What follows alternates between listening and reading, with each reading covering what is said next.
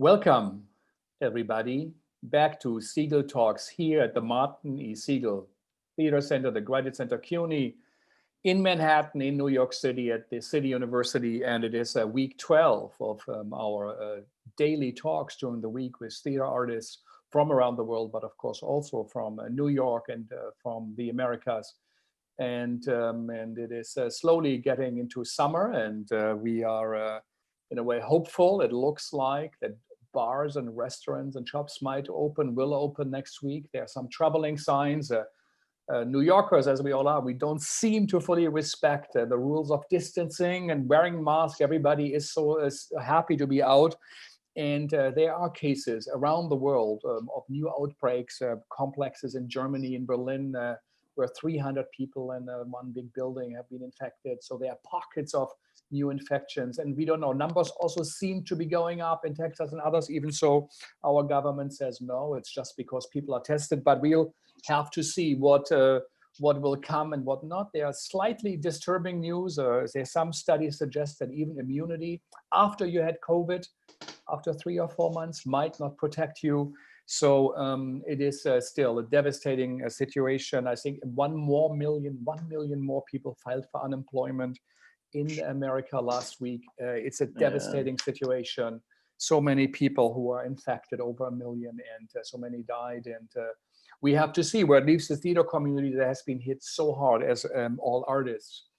Black Lives Matters, of course, the civil unrest on the streets for very good reason changed everything. We started talking about Corona, but this now also has, of course, been on our mind, and we dedicated the entire last week to the subject. And today is, and we have to acknowledge it, Juneteenth, the news of slavery, the end of slavery, when it finally was delivered in Galveston, Texas, to slaves, what Lincoln had signed into law, was now, and I think it's a significant day. Also, City University decided this week to have a day of non-working. Many companies ended all meetings to honor this. And I would like to take the moment to remember one of the great abolitionists, David Walker, and what he wrote in 1828. The great philosopher, Black philosopher, Tommy Shelby, wrote about in the New History of Literature for America, where said David Walker proclaimed that the children of Africa will have to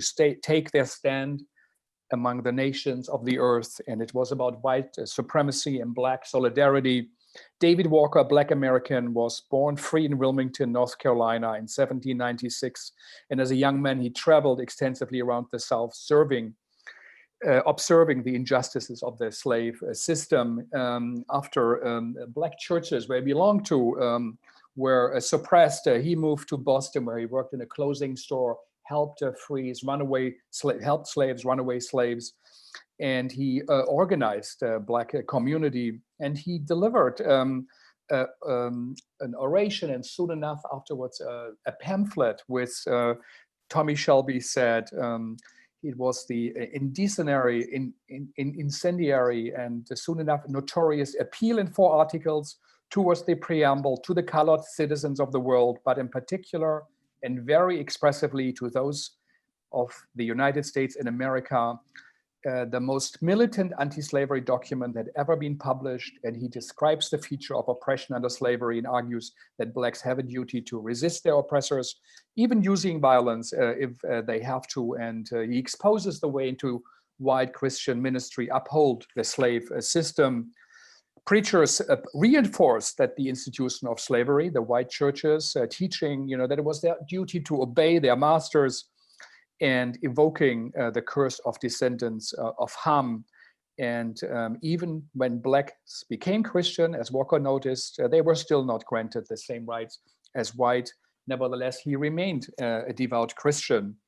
He upheld that it was an absolute duty to fight against injustice, and that oppression was no excuse for not engaging.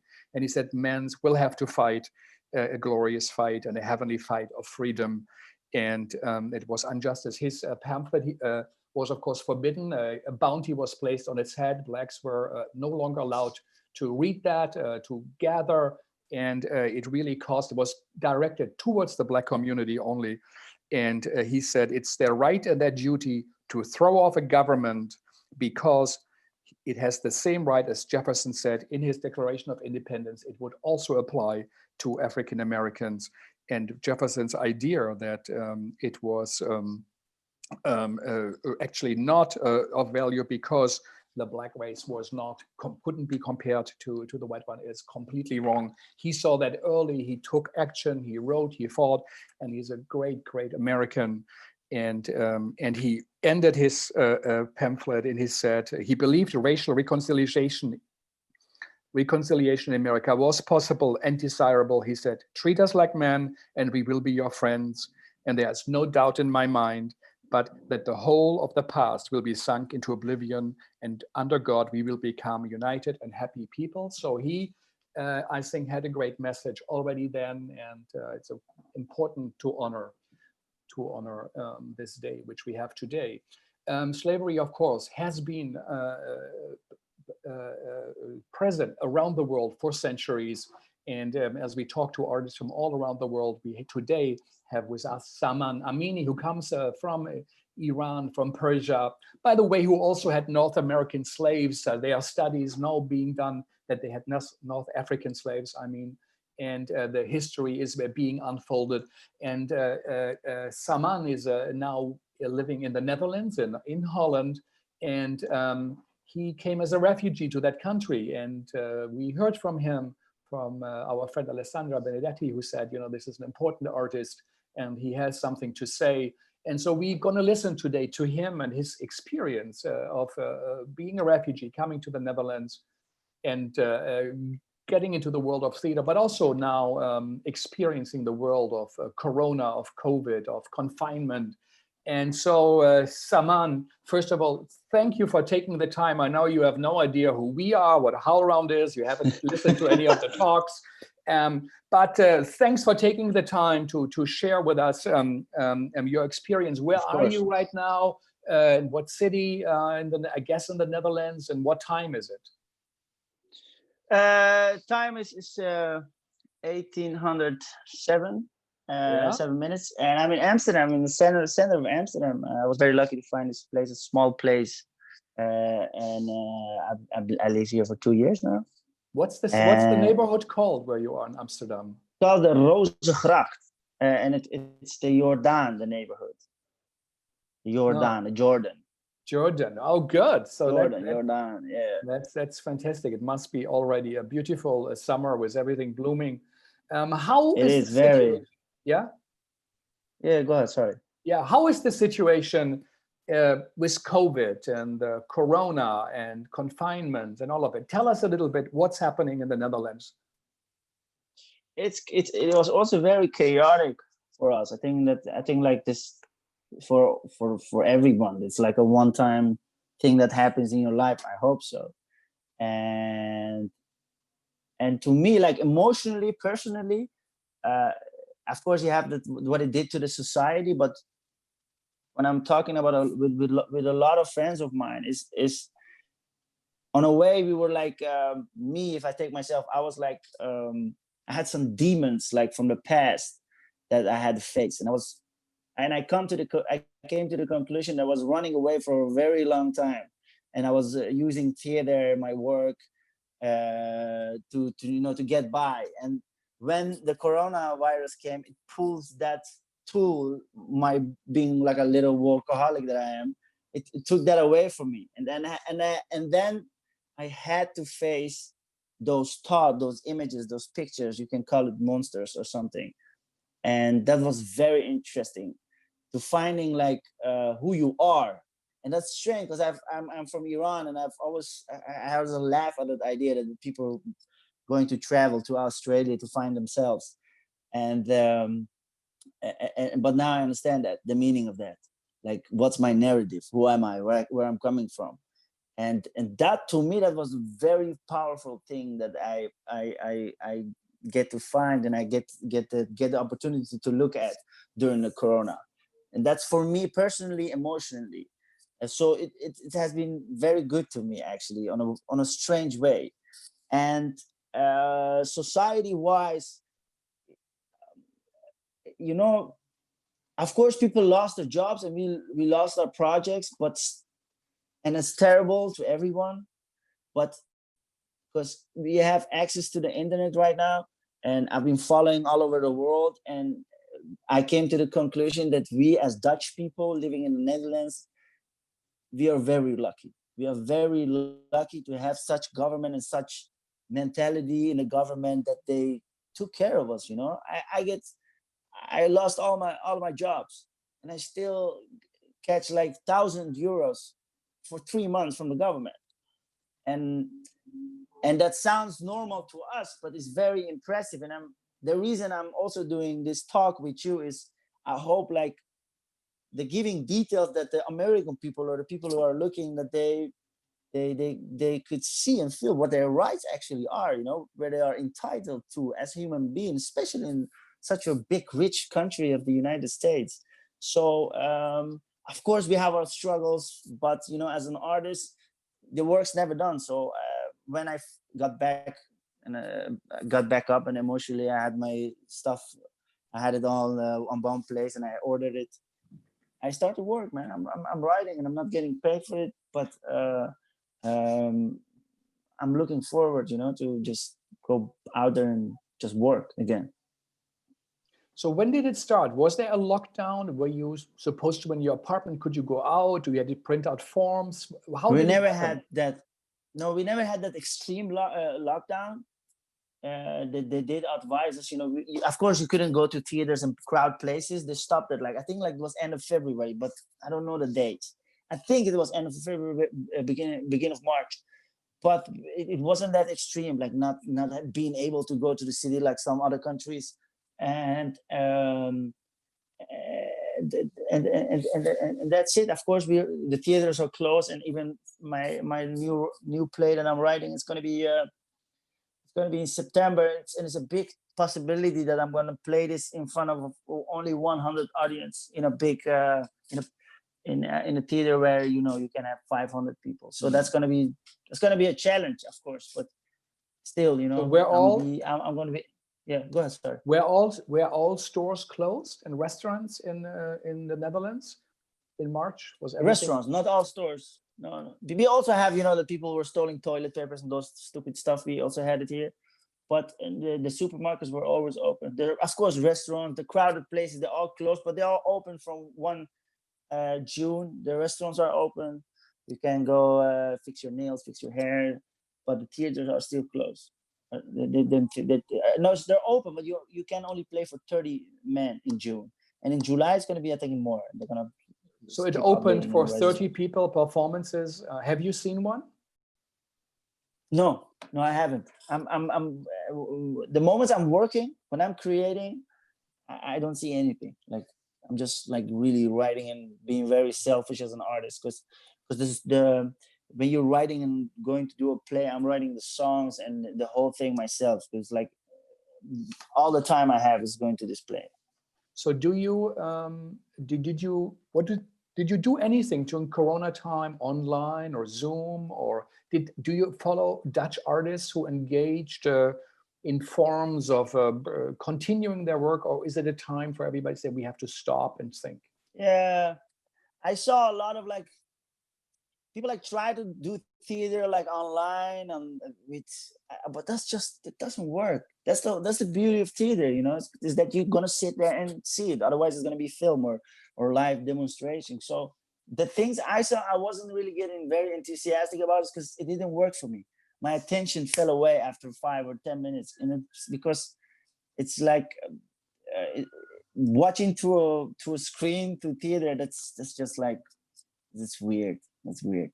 It didn't work for me. It doesn't work.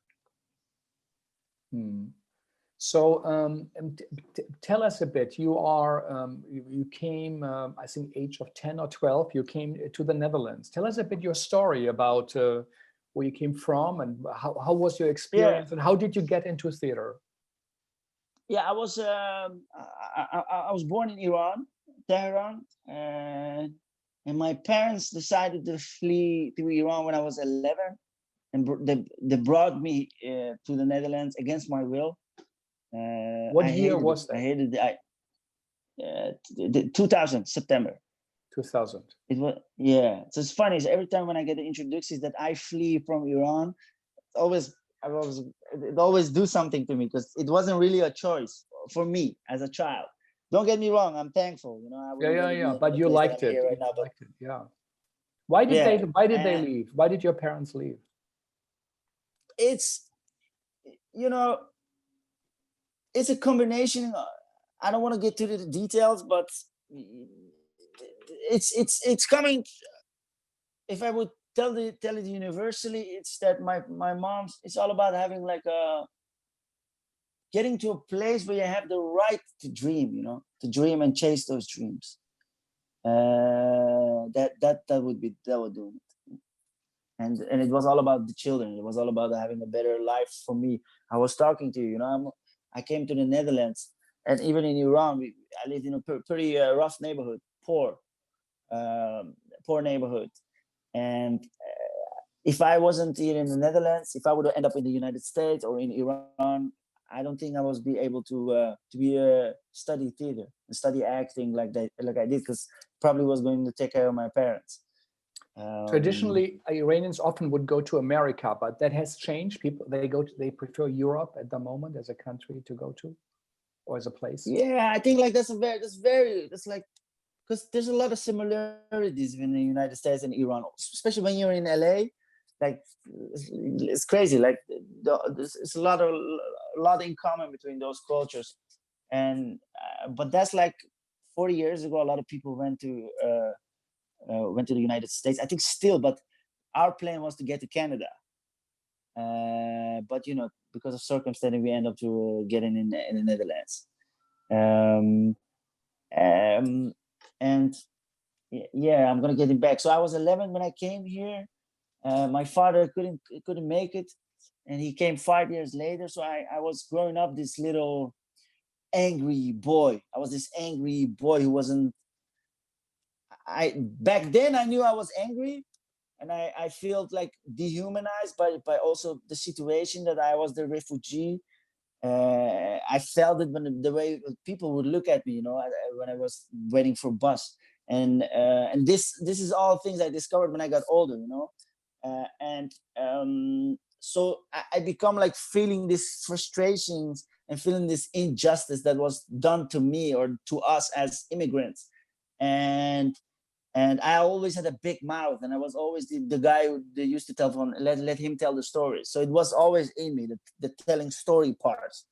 And then when I was 17, there was this organization who organized theater workshops for kids from the traumatized kids from the refugee camp.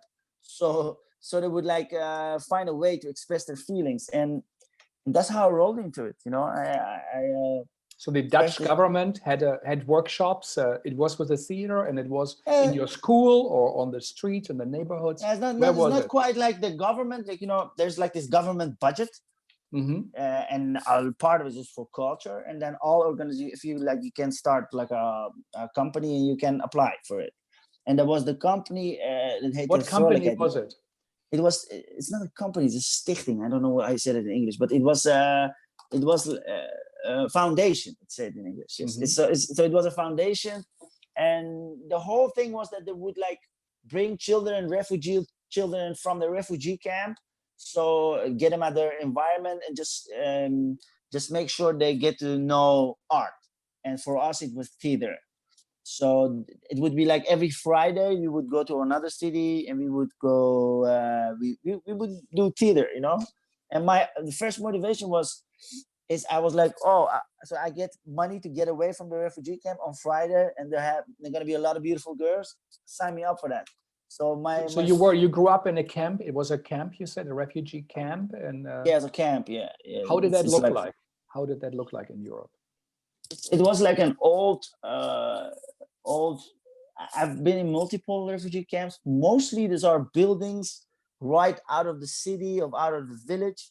And the mine, one of us, when I said it was like a place where you keep old people. How you say that? Old age home. Old age home, yeah. And they reformed it to a camp, refugee camp. And the other one was like a old place where soldiers used to stay, and they reformed that to a refugee camp. So what you can imagine is like, yeah, it was a building with 250 people in it. And it's funny because I always describe like the refugee camp for me personally as like it was like a hell and paradise in the same spot. And because emotionally it was very heavy for me because I had a strong feeling of responsibility. So every time we got rejected or every time we had problems with the police in our case, I would be really stressed out about the idea that that one day they will send me back to Iran, because I was getting used to it. It's like a very big bad thing it's like the worst thing. I think one of the worst thing you can do to a child is like you pick him up from this place and you just put him on another side of the world. It's still to this day, sometimes I just black out from the whole thing, and I have to remind myself why I'm speaking like Dutch, where am I, what my name is. And I discovered that was the trauma of being taken away from your home so terribly and so abruptly. Where was I? So I was thinking about the refugee camp. Yeah. So then they did this me. They did an offer to me, the Foundation of Vrolijkheid, and there was this small theater group in another city that they were doing theater like twice a week. And at that time, I was doing another education. I was following another education, and I was wanting to be a hotel manager, something like that. I don't know why I did it, but I was doing something. I was just trying to study, like not staying home. And at the end of the year, they were very happy about me, and they asked me if I wanted to join them, like professionally, every day, and they would give me some money. And I stopped right away with my other the whole hotel management study I was doing, and I went for it. And 3 years later, I applied for the most difficult academy in the Netherlands, in Maastricht, acting academy. And very famous one, yeah. Yeah, and I got. They let me in. I said I got. What role did you Audition for? Audition for, or what did you tell them when they asked you do a monologue or what did you do? Yeah, I had to do like some Romeo and Julia. One scene, but you gotta understand, my Dutch was shitty. I just came from the refugee camp, and that was one of the first thing. I came there and I read the scene. I just didn't understand the words. I just like I could feel some part of it. I understand the situation, but I panicked. I was like I cannot read this. I won't be able to memorize the words I don't understand the meaning of. But the guy was very nice. He said, listen, man, you're not here for the language, man. I just want to see if you understand acting. Just so if you lose the words, just use your own fucking words. Go for it. And of course, we had some improvisations, tests. But I think like they saw me that I could act because I understand the situation. I had, when I was 17, I had life experience for someone who's 30. So that was in me. I didn't know shame. I was just big mouth kid who always, and I really liked attention because I didn't have the right attention from my father. You know, I was a kid that I felt that I wasn't being seen by my dad and by the society. So all those things came together, and it was actually make perfect sense for me to go to that school. And they accepted me, and that was a moment I cried, and I realized I really want this. That's a incredible story. And did you feel, or now do you feel Dutch society was open? As you know, in America, we have this social unrest for very, very good reasons now. And so often we read here, about also, the policies, but also outbreaks against foreigners or refugees, immigrants, anywhere in Europe. So how was your experience? How do you feel as an immigrant artist? Do you feel... I feel like shit. I feel like I was treated like shit. And it's fair for partly because as people, you will always remember the negative impact. You will hold to it longer. Of course, there were a lot of nice people who at the same soccer club, I got rejected, and they would call me names like "you goddamn refugee." At the same place, you had this guy who said, "I don't give a fuck about where you're from. If you want to play soccer, that's the play I love. You're gonna play here." So I got rejected and get hold by the same people that time. But to be honest, it really scarred me on a way, and it's the thing I was talking about, inferiority complex. It really scarred me because I remember not wanting to be that refugee. I remember like hating the fact that I had to get out the bus and I would have to go to left, and then everybody would know that I'm a refugee. So I would fake it. I would walk to right till the bus was gone, and then I would go back to the refugee. And these things, I'm telling you, this all I discovered when I was older. As a kid, I was this angry boy who just didn't know what to do with his emotions. Yeah. But they, so yeah, to be honest, you know, it's funny because, you know, the Netherlands makes so much possible for me, you know. Yeah. But still, it's like the uncle who used to like do bad stuff to me when I was a child, you know, or like the father who slaps you, like physically like abused you, but he pays for your study, you know. He pays, you know. That's the relation I have when I'm thinking about my relationship with the Netherlands. And of course, then you get older, then you start to see the real racism, because you have two kinds of racism, right? There's one racism that said, hey, you black-faced fuck, go to back to your own country. We all agree that's wrong, right? We all agree about that. But you have this little sneaky racism and you have this racism that people, they don't know they're acting racist, you know, it's because they sometimes they actually meant it very good. And that's like the tragic part, because you have a lot of white left progressive people who they're not woke enough about their own actions, you know. And you see it also in the government. Now we still have fucking Black Pete here, man. It's 220 in the Netherlands. Yeah, like, Black Pete, say a bit about like, it. People might not know what it is. Yeah, Black Pete is this Dutch tradition, and it's blackface, and it's all about the history of it is all about dehumanization of the African people, because that they could get away with all the terrible stuff they did in Africa. That's the whole psychological idea behind it. But we still do it, and that's it's some kind of a carnival tradition, right? The figure shows up, and the white actor, like, white person puts on blackface, and it's kind of made fun of, a caricature, a racist description of a stereotype that kind of defines the other as not part of you. No, what you say I is read like, it. I think it's like I read they are trying to take it away. Just is that true, or did you read anything? Yeah, man, but like we're trying to do this like since I'm in school, man. It's like 10 years already. But the thing is, you know, every year around December we have this discussing this ugliness on social media, and we're getting used to it. But I've learned that every time you're fighting, you're fighting about something that's deeper, that's beneath all of that.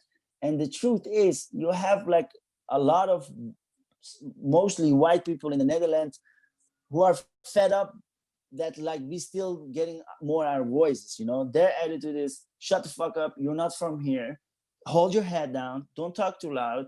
And they expect that this would be the whole thing. And it has been for generations, but you have my generation who say, no, you shut the fuck up. This is my country, and I'm not going back to my country. You go back to your own country. And that's the clash that we have been seeing. And it's very interesting time, but it's also very scary, because emotions can also bring us to very bad places. And now this December is coming, and yesterday, you know, the thing is, what I really admire about the United States is the way Black people and people with immigration background have fought themselves to a place that when you would say some stupid, if you would, as a white man, compare a Black person to a monkey in the United States, you would get fired. They accomplished that there. That happened like last year. It was this Giel Belis radio guy who compared one beautiful Black woman, Sylvana Simons, politician. He compares her with a monkey. So, oh, take it easy, Sylvana. And he got away with it, man. He's still making these programs. And we have, like, yesterday, there was this guy Johan Derksen, I really hate that guy. And they've been making jokes in this TV show with men's. They've been humiliating transgender people, people with migration backgrounds, black people, and they keep getting away with it. And yesterday they compared a serious activist and rapper Akwazi to Zwarte Piet, to Black Pete. There was a picture of him, and there was a picture of this guy who said Black Pete lives matter. And they showed that, and the white guy on TV said, "Oh, that's a hero to me." That's what he said. That's a hero to me, that guy. And then he compared him to the black rapper, and I was furious, man. And the beautiful thing, because of this whole Black Lives Matter thing, is that people are speaking up more. So I was speaking up, and I see the post on Instagram, and then and the whole defund racism hashtag came up, and they get to manage like 2 big companies. They are not advertising anymore, and they're going to talk to that guy. So that's a very beautiful, powerful thing. Yeah. Yeah. So why do you do theater? I mean, you came from there, and it's just you could have worked in the hotel. Why do you do theater? And in that time now where we really questioning our fundamentals, why, as you said, who am I? Where do I come from? What am I doing here? So why do you do theater? It's about being able to actually have an impact that makes a difference. That's a very powerful thing. There are not a lot of things as powerful as that. That's one of them. But it's also about being seen, because I told you, I've felt like shit for a big part of my life. Like I was nothing. Like I was this little thing who was born to fail, you know? While I was a very smart, beautiful, smart kid. And it's also because of a part of the way the system is treating us. And with theater, you actually have the ability to talk for 1.5 hours without getting interrupted. And those are very interesting dialogues to me, because then I have the time to think about what I want to tell, and trying to make, trying to tell stories that are important, like the display I'm doing, Seat at the Table, where we was talking about. Yeah, you mentioned it. Tell us about what is the idea? A seat at the table means, symbolically, in an imaginary way and in a real way, everybody sits at the table, or in the society. No. It's about having a fair place at the table upstairs, and the whole idea about it is that you wrote it, right?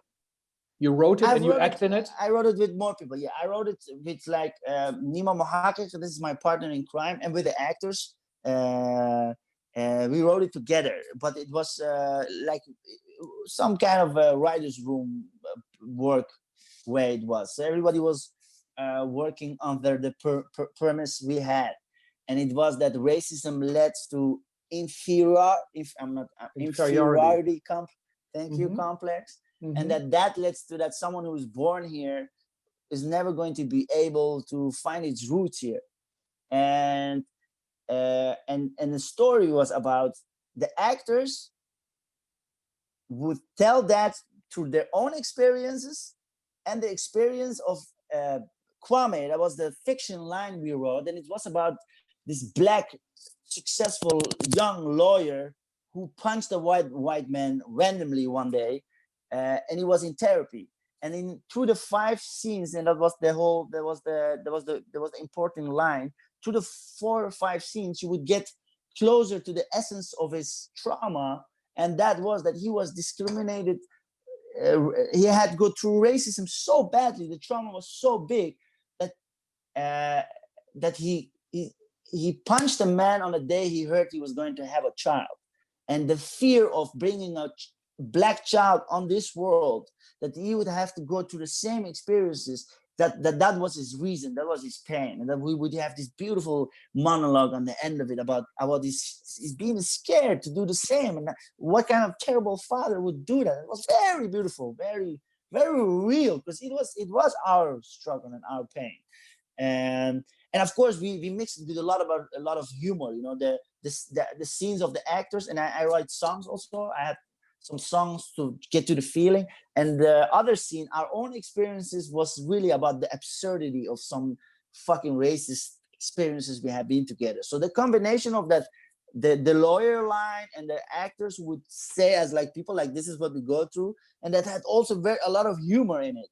And that combination, it made that the play worked very well. You know, we got nominated for it. Yes, very successful. And yeah, it was it's very important. still like people listen to it. Yeah. Yeah, because you know the thing is, it's also our job as people with immigrant background to you know, to like educate. Because I can imagine, like, you know, I'm racist too, man. I have some racist stuff done, you know, on purposely. You know, the whole system is a part of it, and that was very important, and it had a lot of moving reactions of people. That's the reason I'm making it. And you created a company with fellow actors or immigrants, or how was it, by a theater? How did you? Yeah, I have this. Pardon me. I have this. My colleague I'm working with. We did a short movie together. It's got the Sacred Defense. Originally he's a movie director, and we worked on a short and got nominated for the student Oscars. And then I was like, me and you, we're gonna do stuff together. And he was always like this visionary guy. I was like this guy who gets things done. I just like to do. And he came with an idea from, I think we need to set our own shop. And then we started our own foundation called Black Sheep Can't Fly. And my friend's also from Iran. And we do this with three, and other partner is Christina, and she's born in Lebanon. So we are like all people with immigration background, and we mostly tell stories about now, you know, stuff about racism, refugees, all those stuff. Incredible. And I know not only you got nominated with a film for the student Oscar, also your film then you were in became nominated as a foreign film for nomination. And so it's an incredible story that, you know, of the experiences out of that, you know, camps, and then getting into that great acting school that Holland in a way offered you a place, but also turned its back. Meanwhile, America is so close. You know, very few can come in from Syria. I think Germany took over 1 million people. I think it was 4,000 at the time, and the Syrians who were allowed to come to America.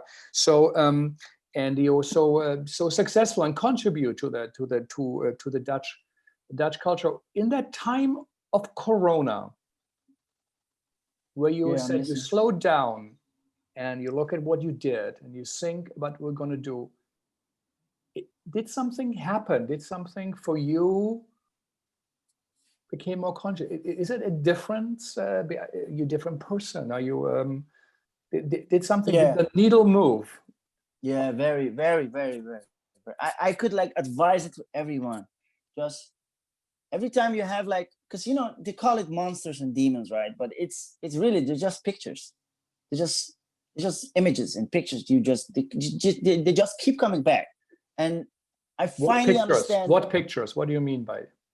A lot, man. Like it was like I would have the traumatic moments of my life, you know, that would come back. But you know, some people, my father, and I just always would run away from it. And I think there comes a moment in your life that you will understand that all those emotions that you have put deep inside you, they're not dead. They're just buried alive, and eventually they will come and get you. And I learned that in a hard way, I think. But what hard way? What do you mean? I became this. I was very emotional. Like I had this image of being this strong, wise guy to myself, but which I also am. But there's this child inside of me that's hurt and very bad, and it also need attention. And that time the child came up. You know, the child was like, they wouldn't have it. You know, and of course I was already in therapy, and I discovered a lot. You know, I thought I had this inferiority complex, that it was because of me being a refugee in the Netherlands, which was true, but it was also because of my relationship with my father. and I was always thinking about like, what the fuck, what's wrong with me? Why can't I just get angry? Like I could go 0 to 100 very quick. And why was I this mad kid? And I discovered that because I've lived through my whole childhood and I say puberty. Is it good? Yeah. Puberty, yeah. Puberty, yeah. Sorry, sometimes I just lost the meaning of words. I realized that. Sorry, I lost what I was talking about. I don't know what I was saying. No, that the demons you faced. What images? What did come up? And you said in that time of Corona, like for you as an artist, personal stuff. Yes, there was some personal stuff, and the discovery that I made, my new play, all of us is gonna be there, So you wrote a play in that time of Corona. You wrote a monologue. In the time of Corona, I really discovered some very important information about myself, about the truth I was telling myself, and there were a lot of lies I would tell myself to just to get by. And I faced those stuff. A lot of it's personal, and it's really not that interesting. It's all about getting to like the bottom of your questions. Like, why am I like this? And when I had those answers, I felt empowered. I forgive myself. I forgive my father, and I had these beautiful conversations with so many people. And I get to understand what's important for me and who my true friends are. And after that, when I recovered, and that's now, I'm doing a play, and I'm gonna put all of this into it, and I'm just gonna give back. I realized I've been through a lot, and everyone has been through a lot, but it doesn't mean that if you come from a hard place that your life have to be hard.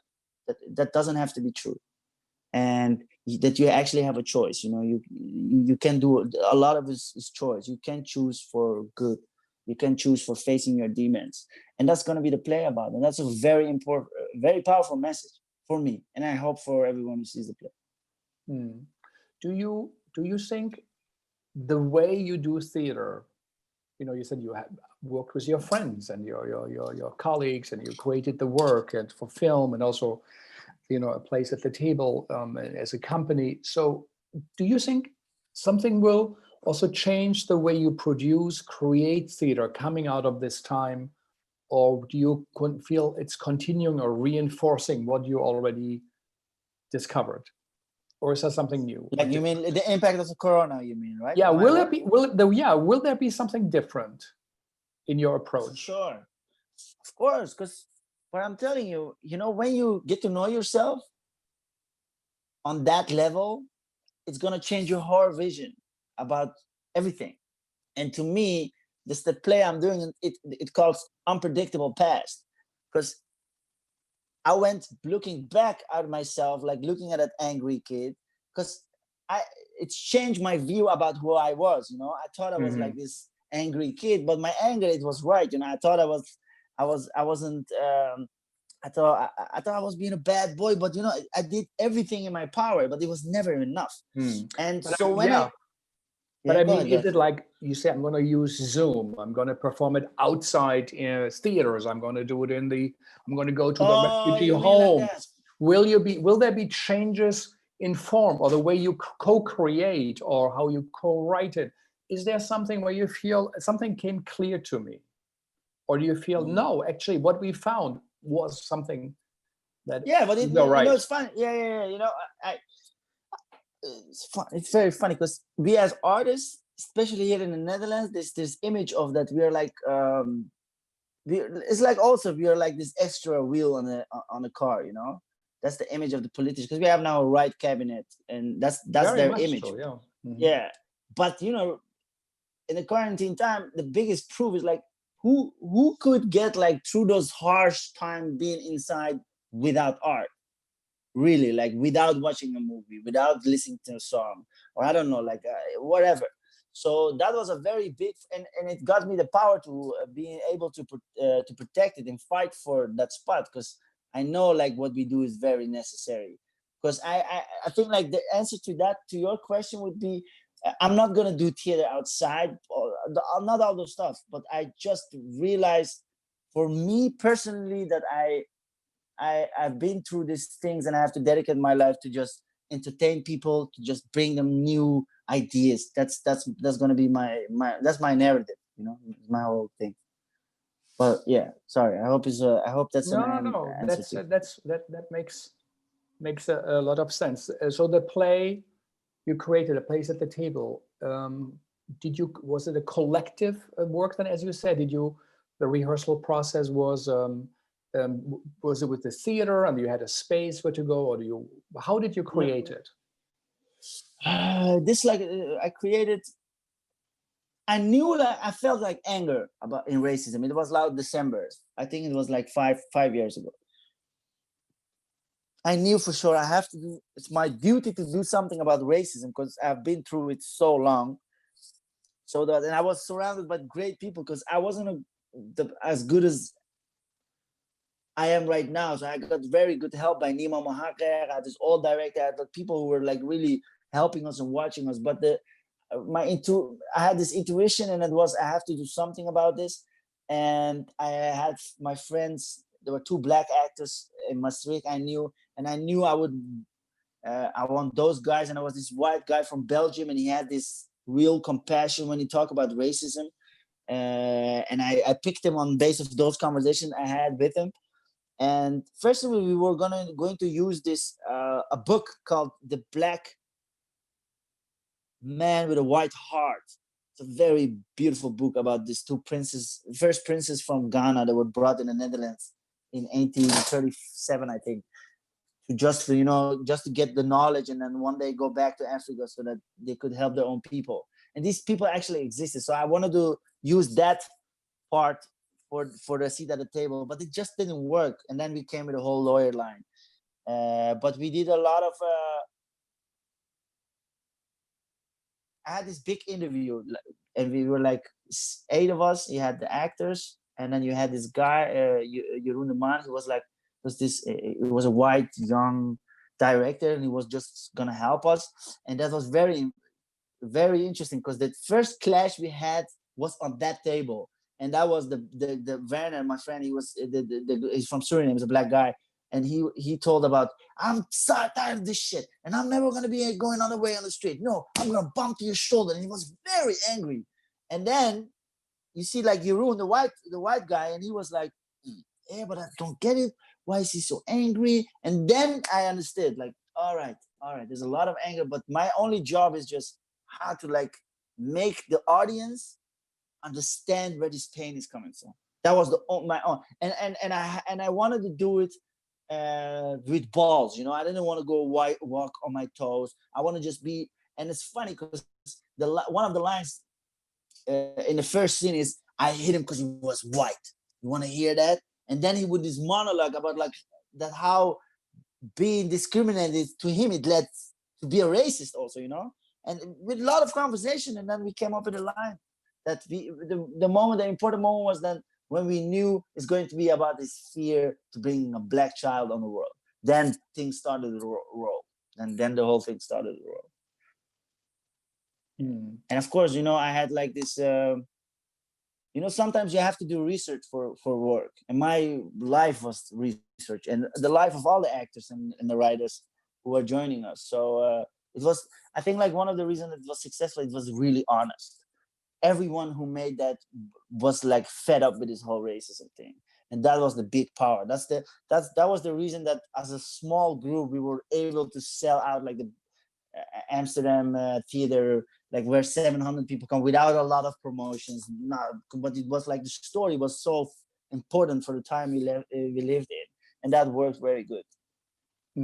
Yeah, we didn't really hear about it in the US. We should have. We just have such a tunnel vision. We don't really know so much. It's a big island, but still it's an island. And this is an important contribution you made from your story and your artistic engagement, and also to channel those. Yeah. Sorry, go ahead.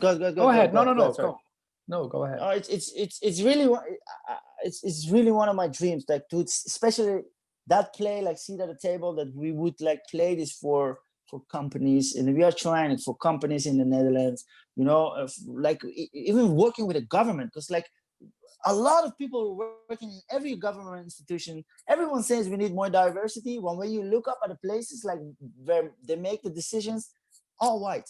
So that's a real problem. And I hope like we could use this. I honestly believe that we could like hold our hands together, like with governments and artists, and work at some really important social issues that we have. And it's one of my dreams also. I don't know if the play would work in London or New York or a place like that. I would like do it for free just to try it out, you know, if it would work. Let's see. We'll try to find community. something. We'll try to find something for you and to see how people would react and see that it. would be And great, man. Yeah. Yeah, that would be great. Why not? You know, the time of Corona. I would love change. to do it like with actors from there to tell their stories, just to have this the line of the lawyer, and then just make the play again. That's like a dream of so mine. It's kind of a testimonial documentary theater in a way, where you then switch it, you know, with some narrative of that of the lawyer's story, which you connected to it, and it should be a universal story. So the idea would be to go, in the Netherlands, to say, let me go to government institutions, inside factories, inside companies, and that's like judges, teachers, people are working at the government, decision makers. You know, the thing is, there was this thing in a paper that a judge thought that the lawyer was a criminal because he was black, the judge told him, like, can you stand over there, this is your place, and he was like, I'm like defending the guy. And I think like the image that black people can be successful, it's still not really there in subconscious of a lot of white people, and that's gonna take some time.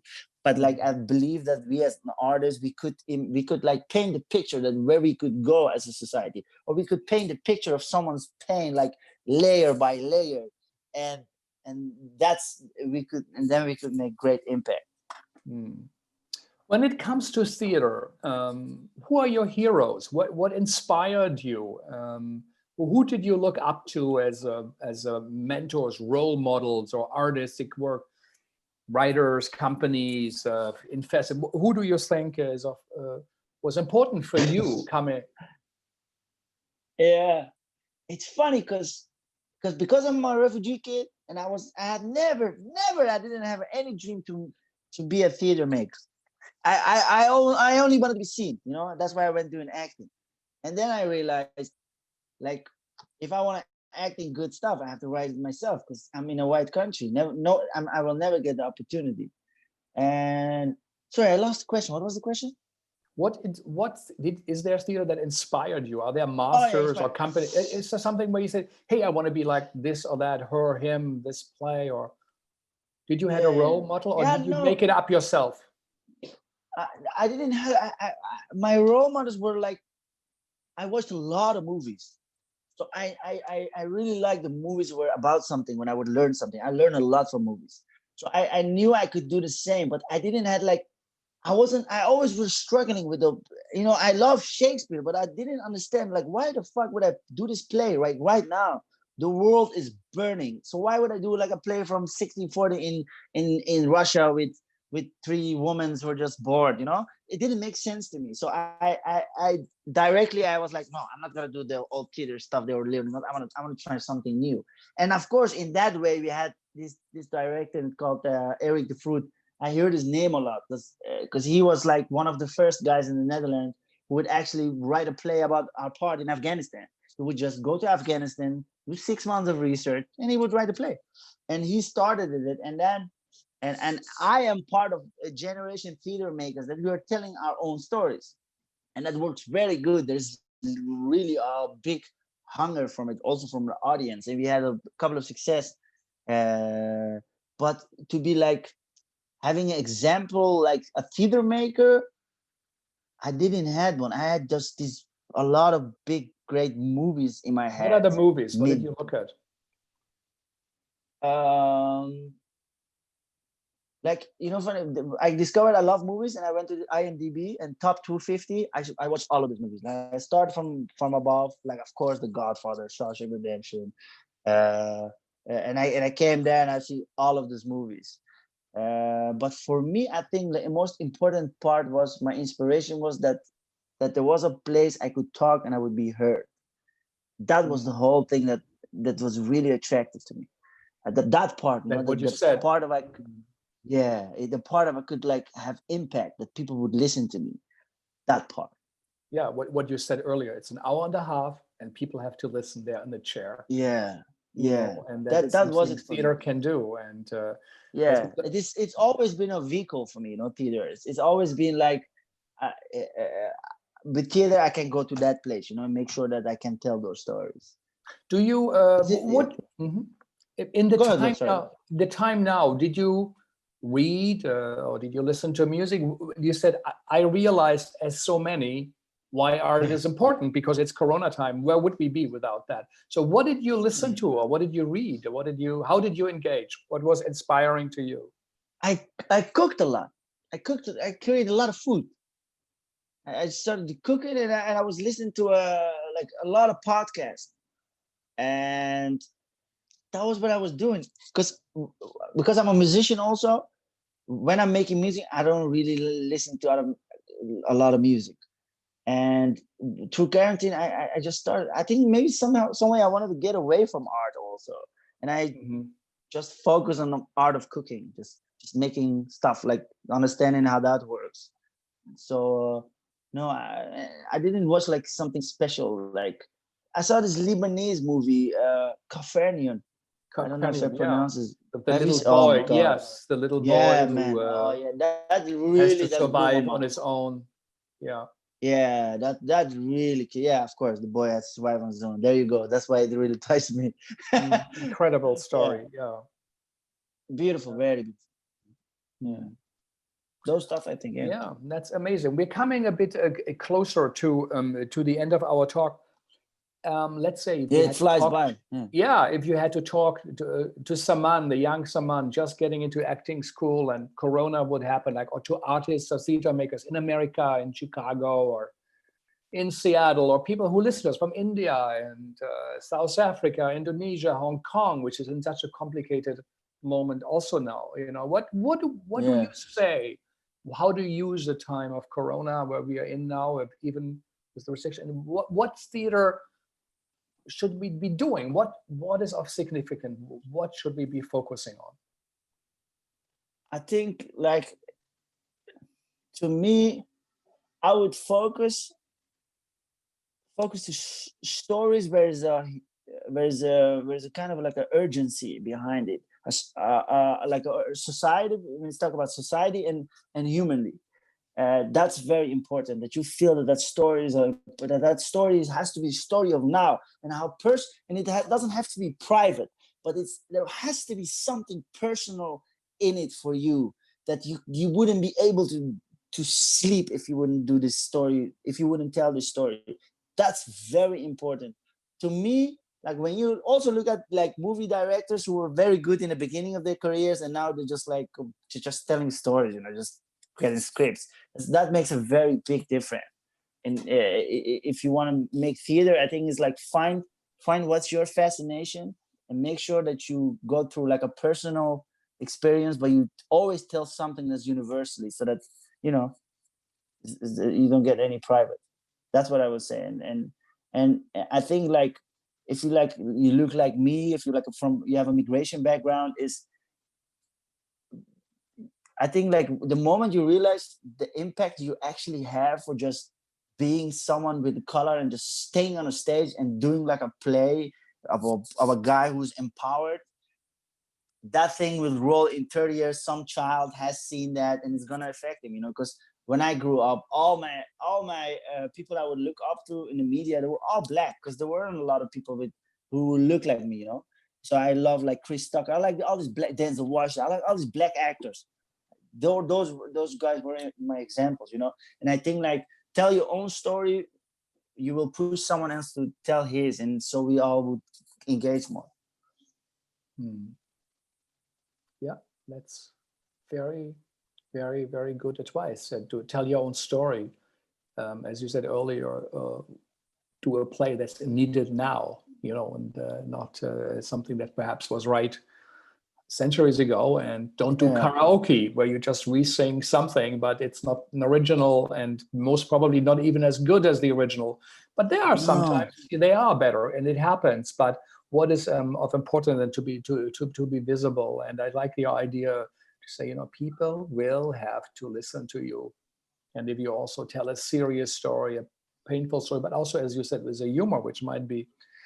Very important. We hear a lot, whether it's Indonesia or India, it's from South Africa, where we heard from the Basil Jones, the years of the apartheid. He was able to get away with things, from censorship with his puppets that you normally couldn't.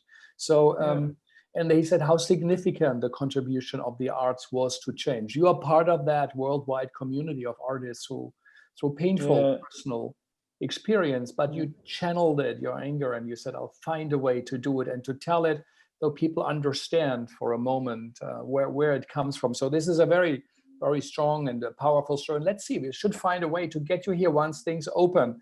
And it's a great story. And it was, people listen it in the Netherlands. And so it should be enough reasons for us to also to be interested and open to. So really, thank you for sharing in that time, and maybe look up what the Segal Center is, and maybe other talks on Hull Round. We have coming to an end of the week, and we are just finished the lineup for next week. We have Muriel Miguel and Gloria Miguel from the great Spider Women's Theater, the Native American indigenous theater company that for decades in New York tries to do work. Oh, it's Still great. don't have their own theater. They should.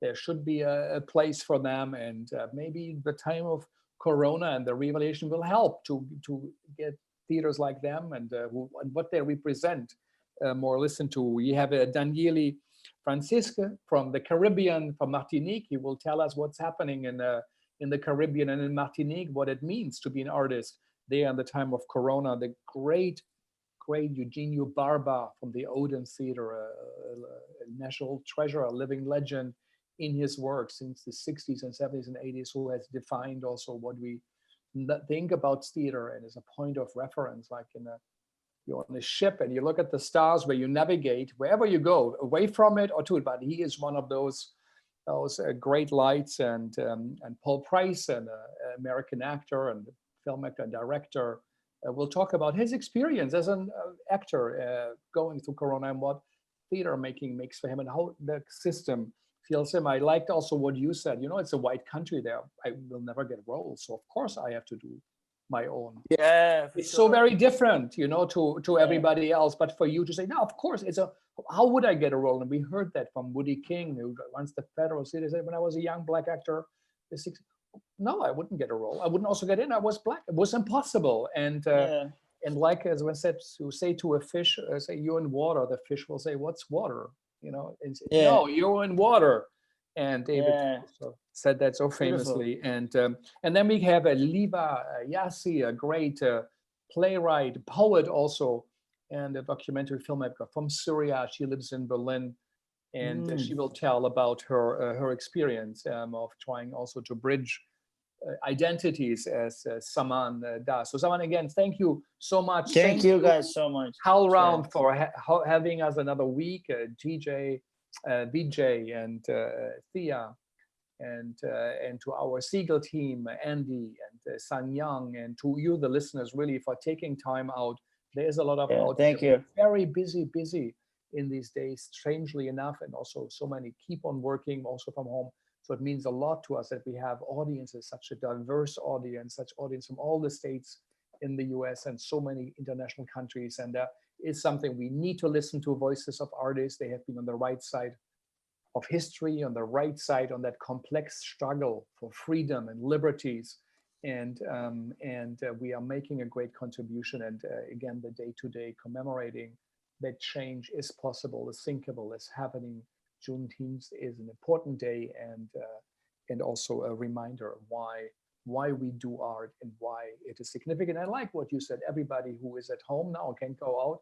Yes, everybody reads, listens to music, looks at films or theater recording that's so strongly connected. So it is a clearer than ever. And even so, we also been told we are non-essential and we can go out. So thank you so much, Saman, and Yeah. all of you guys listening. Stay safe, wear the mask, take your distancing. We do not know what will happen with this virus. Only 1% has immunity in the moment. 70% would be needed for herd immunity. So it is still out there, and I think a virus doesn't care. But Trump or others say, no, it's okay, you open up, it's no longer dangerous. It's not true. We still have to behave, but if we are careful, nothing bad will happen, and we follow those simple rules. So thank you very much, and bye-bye. And Saman, have a great dinner in the Netherlands. Yeah, And really, thank you. thank you, and to Alessandra for connecting.